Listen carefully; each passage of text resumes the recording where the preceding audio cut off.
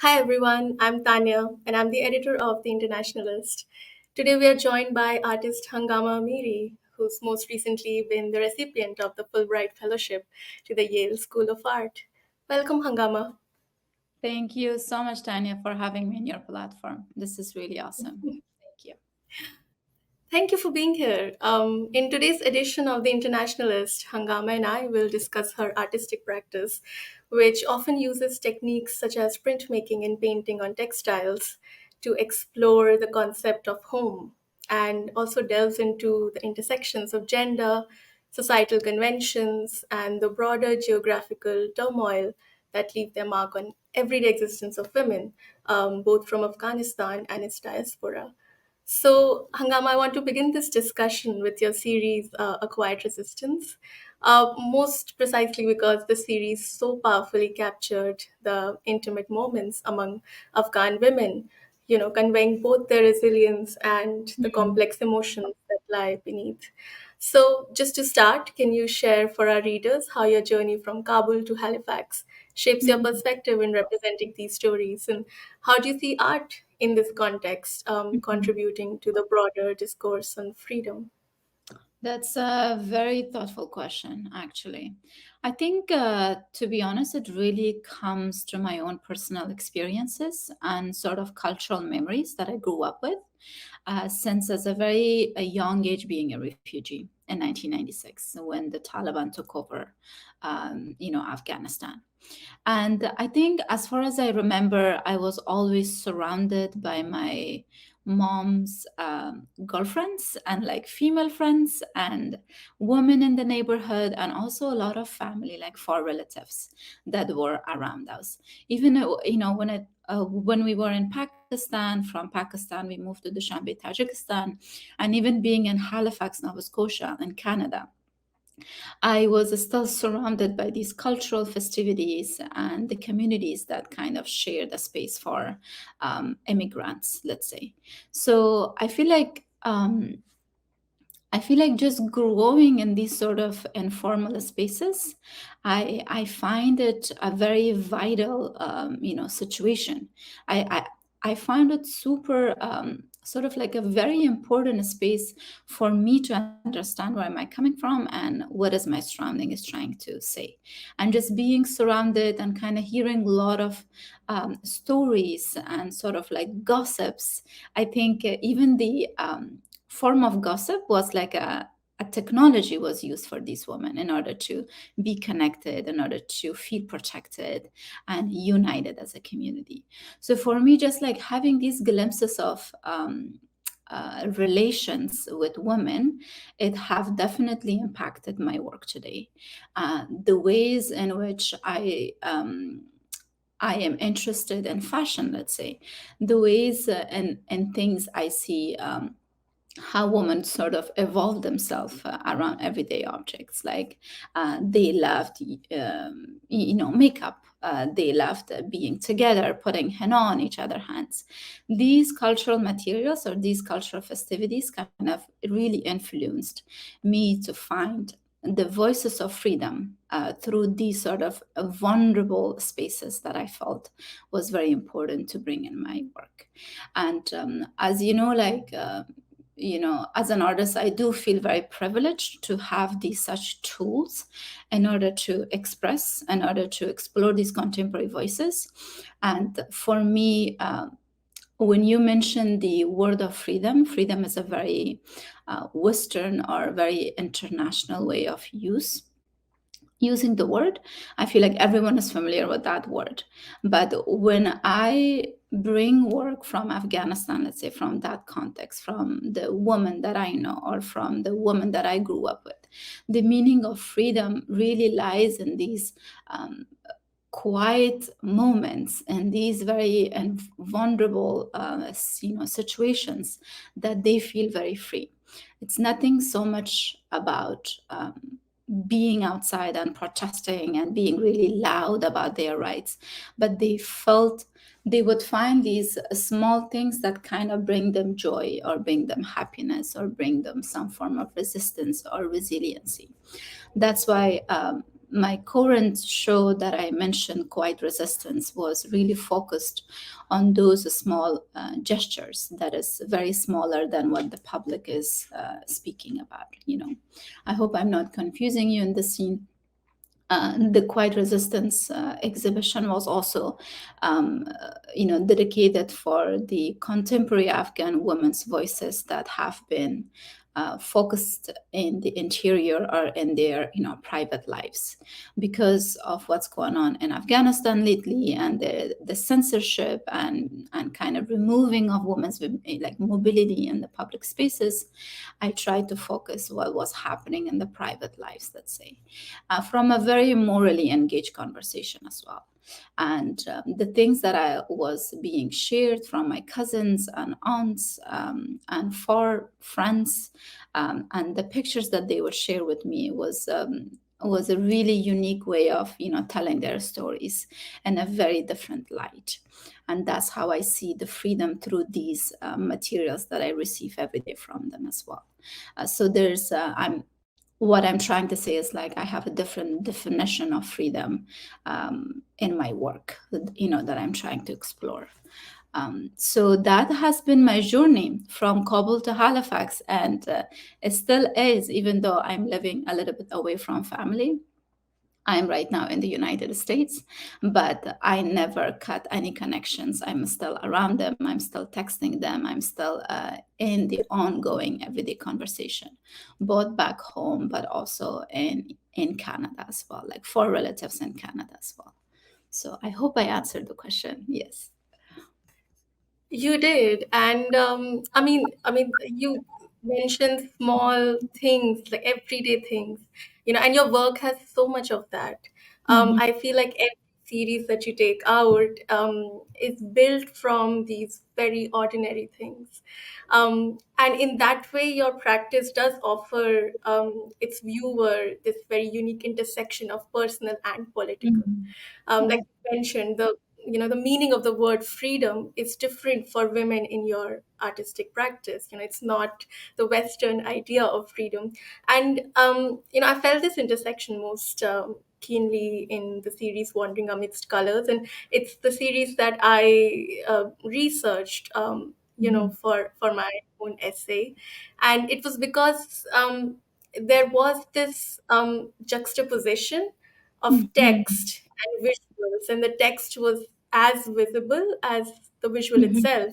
And I wanted to ask you, was it at all intentional? You had ordinary food items like rice bags, etc., and you had text surrounding it like global incorporate commodities from Mhm. Kabul, invisible, and there's also a second part to this question, which I just wanted to pose to you at the same time, which is whether the tactile and visual nature of then Mhm. textiles, does it influence the way others perceive and respond to your artwork? Yeah, that's a very interesting look into the work, I would say. I think the let's begin with that. We know that how fabric is a very fragile material. It's very seductive. It's a material that not only brings us closer to touch, but also gives a form of a sense of care. There's a sense of care. There's a sense of like protection and being safe by it. That's because it gives us like a comfort, texture, the fabric in itself, right? And it also captures sense or smell. And for me, fabric as its own tactile being, it also acts as a skin. And that's why I imprint my memories onto it in order to create an image. So it really becomes that sensible and tactile again. And for me, like the symbolic everyday items that I incorporate in my works are also questions on the diasporic experiences that I have living in the West, or that I have been living in Canada for such a long time. I think the words and the objects that I see every day also in the West. So that's why sometimes when I use, it's also maybe like maybe I'm also interested, like not only criticizing like the post global, community that we live in, but also like the desire of being seen, being visible, being heard or spoken, because these things are not so much familiar to me collectively. It resonates with everyone, right? It's not only, these are the things that like every immigrant child will kind of understand about their world or his or her world, being in a foreign land, right? And for me, in a way, I hope that these informal languages that I use in my work also goes against the ideas of othering. There are a lot of scholarly, like Homi Baba was talking about this othering notion, that being fundamentally different. So in here, when I'm showing the art world, I'm showing in the art world to like, or the viewers, that we are not as different as we have been entitled or categorized as to be. So that's why when I use these specific names or objects that is familiar to me, it also shares a collective knowledge or a collective experiences with other people who also lived like me as myself as well. So I'm trying to create a platform for those unheard voices as well. So that's why I use the global commodities. It's like a rice sack that I, not only me and you are familiarized with it or with this product, but also an American also eats this basmati rice, like in the restaurants or everywhere you go. So it becomes this sort of global product. So why are we being a little bit different when this person is also using and being fed by the same taste of, let's say, the basmati rice from Pakistan or India? So that's why my critique is about when I use these mundane, everyday object, but to make them louder in order to take a space, in order to find a voice that like, it's more like a three-dimensional portraits for me sometimes, like especially when I create these, floor objects and enlarge them as a way that they're so simple yet also so powerful that it is among us. Part of our it is part of our social fabric, but we just don't take much time to see it or put it in an important box. So that's what my critique about these everyday things is in my work, especially wandering amidst the colors, because that was a very autobiographical work that explored my experiences of being in the diaspora communities of Afghans in the greater New York City. So I would go each communities in order to find these familiar objects that kind of resonated to my own identity as an Afghan, and kind of defining what home meant while living in the West. So really, really understanding what is a diaspora and how diaspora takes a space or shapes our everyday life. So that was my question, or kind of raising question in those works. Yeah, which also sort of brings me to my next question. I mean, you've already spoken a little bit about the decoloniality in your work. And for me, it just really challenges, the Western notions of what Afghan Mhm. women's private lives are like. So much of your work is, like you said, autobiographical, biographical, and about the interior lives of women. And one series that I'm always struck by when I see that is Arashkai Bahar. That panel that you made about the beauty parlor carrying on with its routine while there's an American soldier that stands outside with sort of an invisible rifle, because the rifle is only visible in the shadows. Mhm. And it is so unique, I felt, to public memory. Could you share a bit more about your intention behind this contrast and the Mhm. impact art having on cultural representation and decolonization of narratives? I really love this question, Tanya. I think I would say like the reading of the American soldier, or that the figure is wearing a uniform that is very American. It's a very open interpretation. And I think my intention behind representing the figure outside of the salon space was also uh, based on my own experiences, that I saw that majority important women that I saw in these salons in Afghanistan, specifically if we are talking from Kabul, these women would bring a guardian or a soldier for themselves in order to protect themselves outside of the gate or outside of the salon. So these important women will always have a guardian kind of watching them over. So that's why I wanted to represent this figure outside, but the weapon is invisible, because in here the figure speaks louder than the object. The ways in which, what sort of uniform he is wearing, and what sort of context or contextual landscape or cityscape um, uh, he's trying to address, basically. So for me, representing him outside of the gate also kind of suggested the over 20 years of American invasion in Afghanistan, because of this uniform, that this country or this landscape is under the shadow of the imperialism. So no matter how women are being seen very free inside the salons, but the outsiders is still sculpted under this constructed political environment. So the guard kind of could be any interpretation, but that's why for me, representing a weapon or that certain object is not that important. That's why it's invisible. So it could be an open, description or interpretation for anybody that they could see. But representing the uniform was much more stronger, or it had more strength and kind of critique to talk about. But the other thing is that, and I also think that when we talk about the beautification spaces, like, such as the Swan Bahar Beauty Salon, it's also, I was also thinking about how in the art history, how other artists have portrayed such spaces.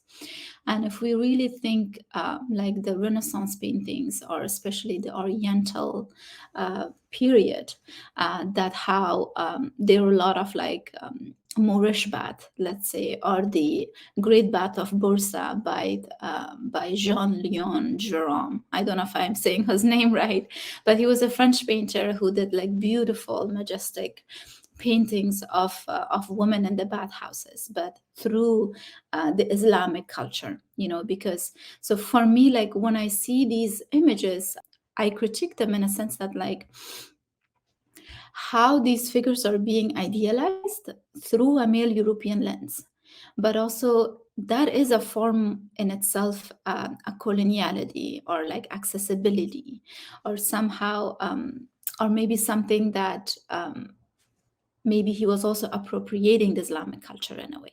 And for me, to be honest, I always keep wondering, it's like, how did he had an access to those bathhouses? Because these bathhouses, as I remember as a child, even in Kabul, I used to go with my aunts. These bathhouses were only built for women, run for women. There was no access of male being gazed at such a spaces.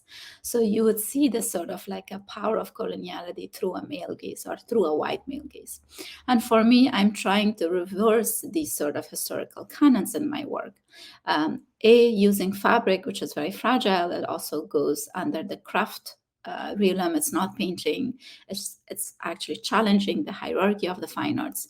But B, really looking that I am looking in these spaces through a woman's points of perspective, because morally I was allowed to be there. Morally, I felt engaged to bring their contemporary everyday activities in my work.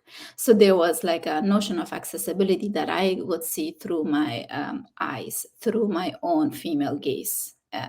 Because also there's another critique that, like, when I was really interested to bring the ideas of politics, or like beauty politics, it's not so much as I remember living in the West, and or how I see beauty politics in the West is very different through the Middle East or through the Eastern point of view.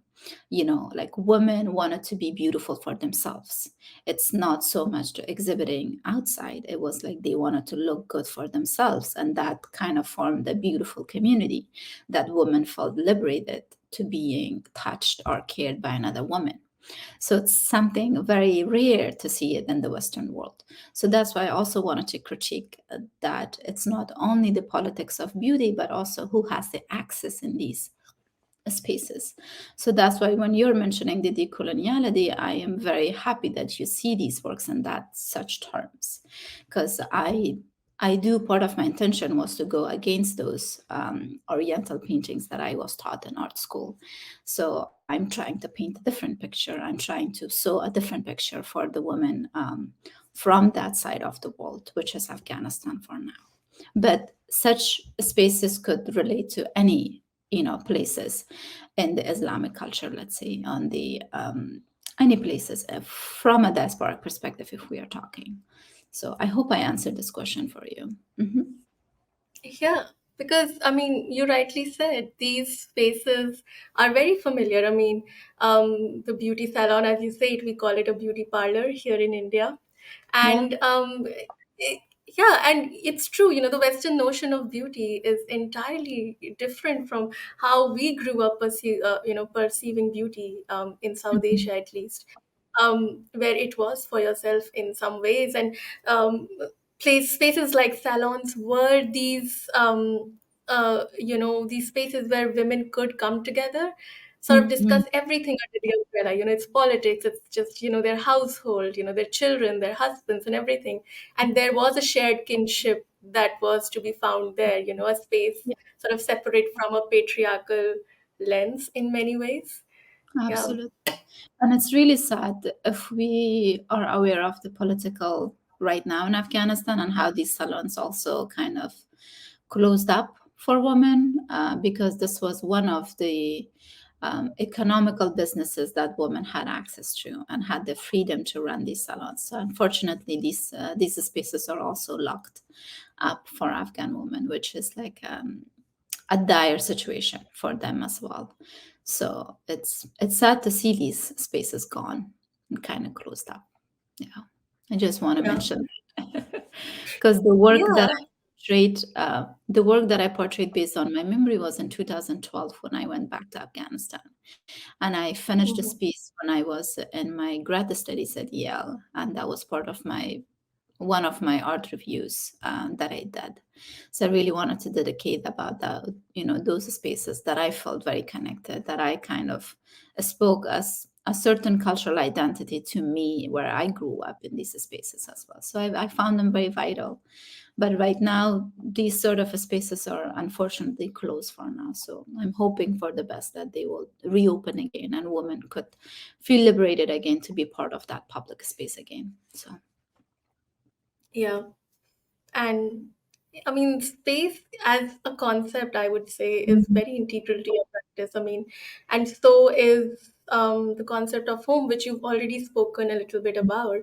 And I wanted to ask this question, one, because it occupies such a large space in your artistic practice. And you've described elsewhere that, home for you, or the concept of home for you, is very complex, because it's not just a physical space, but it's a feeling and a memory and a sense of belonging. And Mhm. unfortunately, right now, in our world, with many in Palestine being displaced, the concept of home is in a way Mhm. violently rewritten. um, and I just wanted to ask you to share some Mhm. more about your work and how you feel it really explores in multifaceted layers the concept of home, and how you intend for viewers, regardless of their backgrounds or where they might be in the world right now, how can they connect with this notion through your art? Right. If I'm speaking through my understanding of this notion, is that it's very malleable. It's something that it very much to do with the feelings or senses, not so much as the physical space. Because for me, that physicality has gone very long time ago. That I remember as a young child. I was only 7 years old when I left Afghanistan, so I lived through other countries and through other cultures in order in order to understand what that home shelters mean, even for immigrant child like myself. But for me, when I look at the current situation in the Palestine, it really my heart aches for those young children that are going through such weaponized and kind of occupied, situations and the history. And it's just no child deserves such experiences as a childhood to have, from a childhood perspective. So my heart aches. My heart. It's a very heartbreaking everyday reality that we also live away from that country. And whichever platform we have accessibility, we should still voice and still not censor our voices and not censor our opinions. So we should speak for those who deserves the right to have their home. Deserves the right to have their freedom. And for me, to get back to your question, I do think like maybe I can bring a very different example. Let's say, if we are talking about the works, like I think a lot about the semiotics of the kitchen by Martha Rosler. If you know this artist. Um, it's She documented a very frontal self-portrait documentary of herself performing a housewife. She had an apron. It's a black and white film. She had an apron on and a very like sturdy gaze and very direct gaze. She was performing with each individual kitchen, equipments or kitchen products or objects. And for me, like I guess for me, she was really telling us how and what and why certain objects are identified as feminine, are being belong to women. Who mentioned this, right? Who approached this to that this is women's stuff and this is men's stuff. So she was also critiquing the very male patriarchal sort of environment in the West Coast capital world, or the capital world in America, let's say.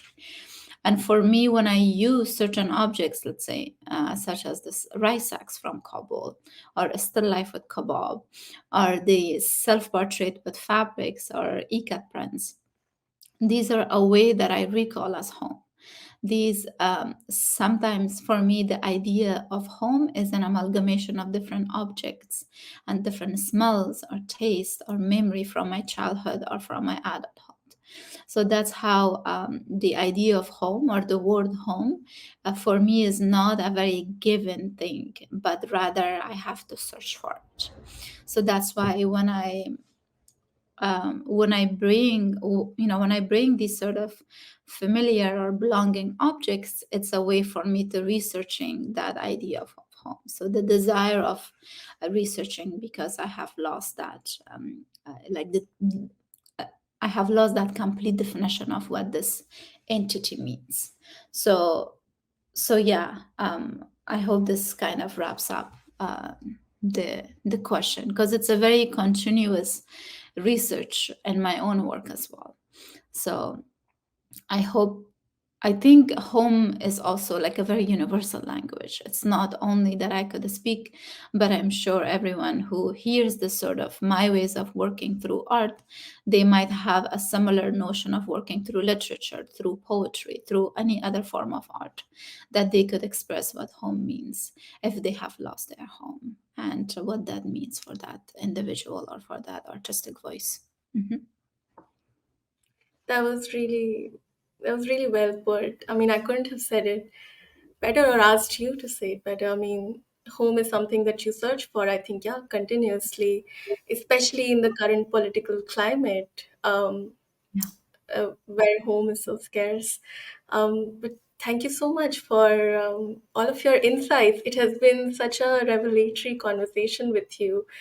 You've answered all of my questions with so much honesty, and I can't even begin to thank you so much for sharing your work, your perspective with us today.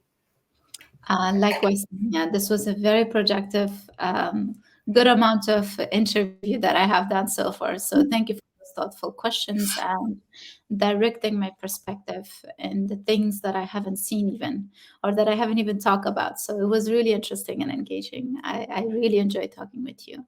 Thank you, and I hope this conversation helps the young people like ourselves when they're having a cycle of, trying to find meaning in their work and all that. So I hope it's helpful. Thank you. Yeah. I mean, I wish I could show you my home screen right now. It's your work. Hold on.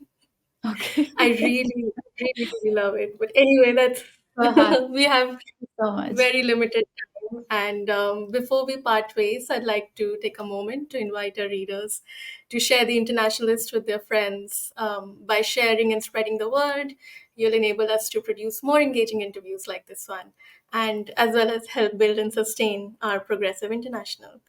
Thank you and have a good day. Bye, guys. Thank you.